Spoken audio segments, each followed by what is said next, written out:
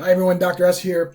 And in this episode, what we're going to do is we're going to go through a SWOT analysis for existing and startup ventures. So basically, we're talking about an internal and external analysis for our ventures.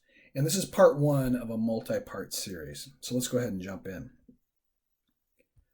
So SWOT stands for Strengths, Weaknesses, Opportunities, and Threats. And this is actually really classic strategy. This is stuff that, I'm a professional strategist. We've been working with SWOT for a long, long time. And it's versatile. It's applied in many different ways. Some people call it a SCOT analysis, changing the weaknesses to C.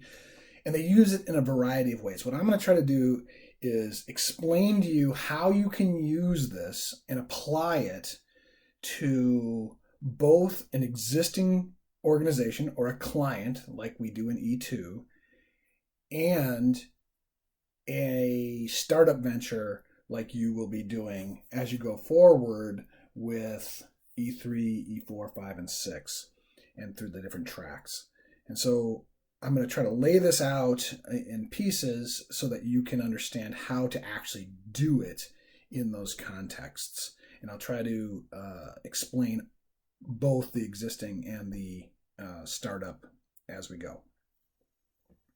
So our approach is to think about SW as a continuum.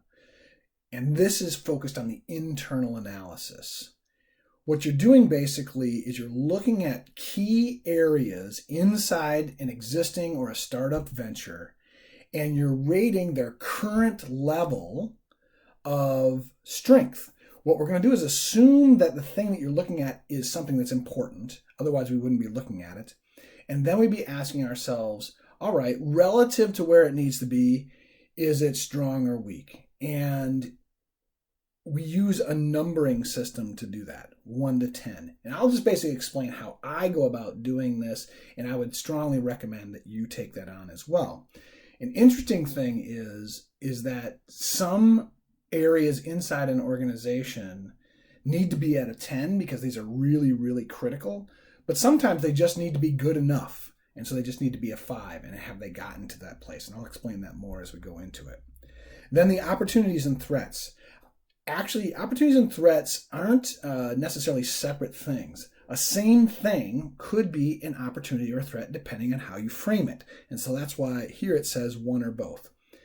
Now, in opportunities and threats, those are coming from the outside in a classic sort of SWOT analysis and in the way that we're doing this.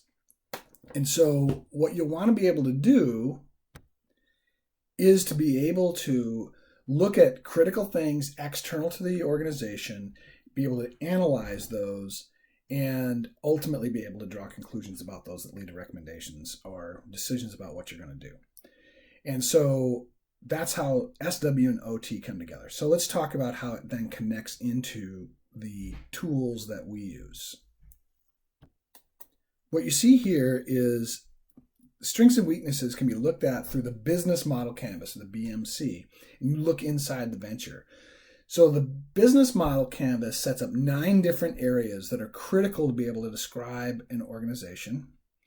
And these, of course, include the customer. They include customer relationships, channels, unique value proposition, key activities, key resources, partners, costs, and revenue model or revenue streams.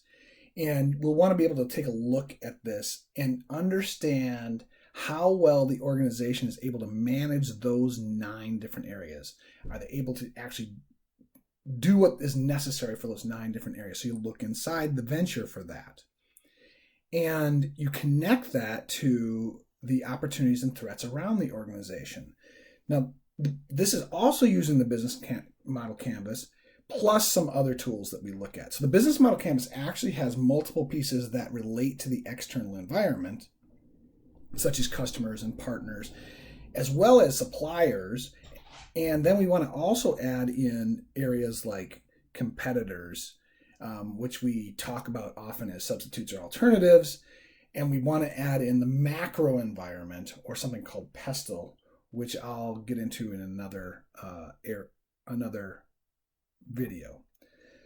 So that's part one, and then we're going to dive in deeper on each of these. So check out part 2.